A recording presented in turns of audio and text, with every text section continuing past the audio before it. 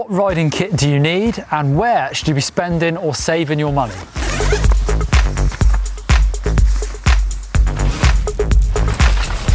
Start with the most obvious one, a helmet. I guess I'm not going to spend too much time talking about this because we all know you need a helmet. And as someone who's suffered a few brain injuries over the years, I wouldn't ride without one. Of course, getting the right helmet is definitely down to what type of riding you do. So if you're doing more gravity riding downhill, then a full face helmet with more coverage is definitely going to be something you're going to need. If you're riding trail bikes, then an open face helmet like this is going to be the one. You might have heard the saying, if you have a cheap head, then buy a cheap helmet.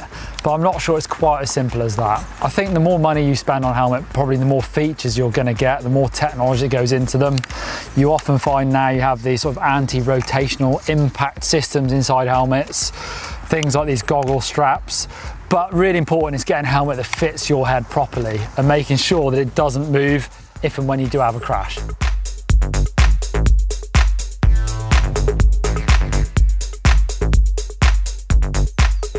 What other kit do you need? Well, I guess that's it, just a helmet. And we can argue amongst ourselves in the comments, but personally, every time I ride, I'll have mountain bike specific shoes, shorts or trousers, and padded shorts. So it's down to what type of pedals you're going to ride in for flats or clipped shoes. If you ride flats, yes, you could save a load of money here and buy normal trainers because mountain bike specific shoes tend to be really expensive. But what you need to ask yourself is, are they going to have enough grip? And are they going to offer enough protection? And if you're just riding a pump track or dirt jumps, then you could probably just get away with riding in normal trainers.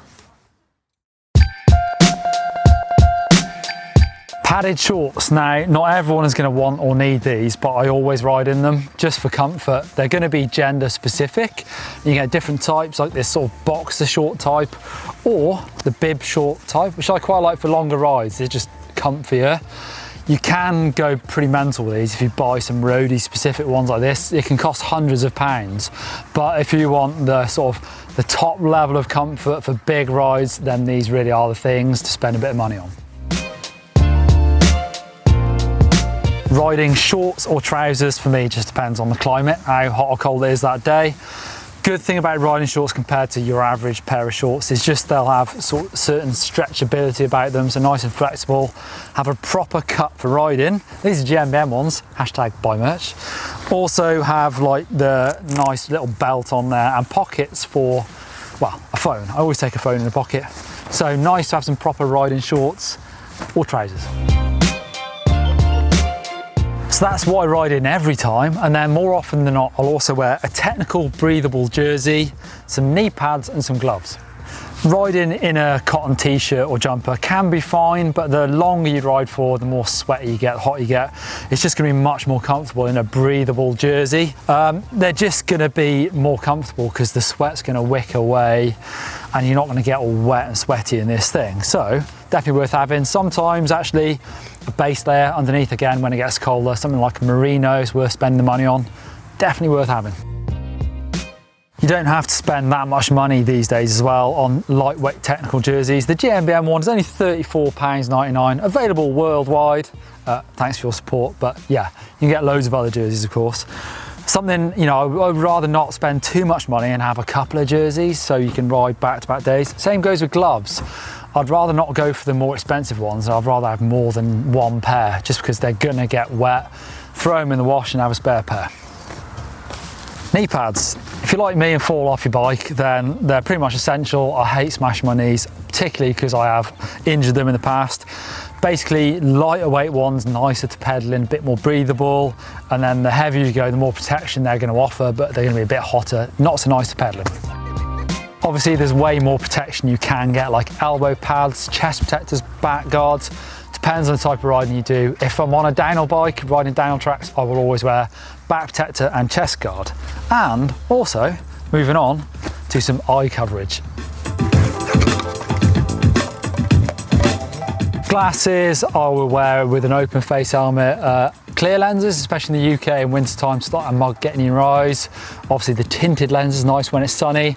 With a full face helmet, I'll always wear goggles, again, when I'm riding my downhill bike. Should you spend or should you save when it comes to riding glasses? Because you can spend a lot of money on these things. I think what you really get from the more expensive ones is the quality of the lenses, but try them out. Cool.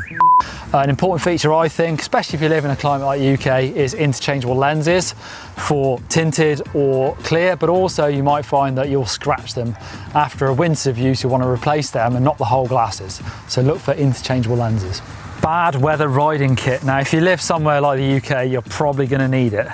And some people are in the camp of they just want their bike to work and be comfy, and they might think about running a rear mud guard so they don't get covered in water coming up as well as coming down.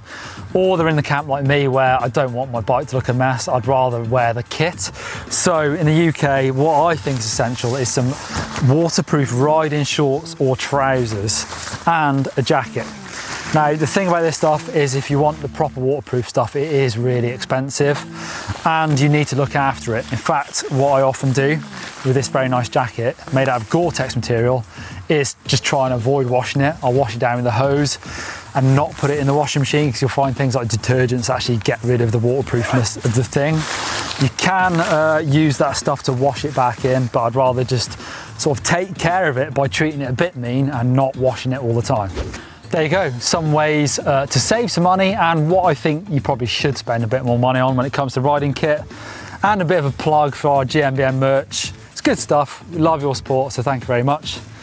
Give us a thumbs up if you like it.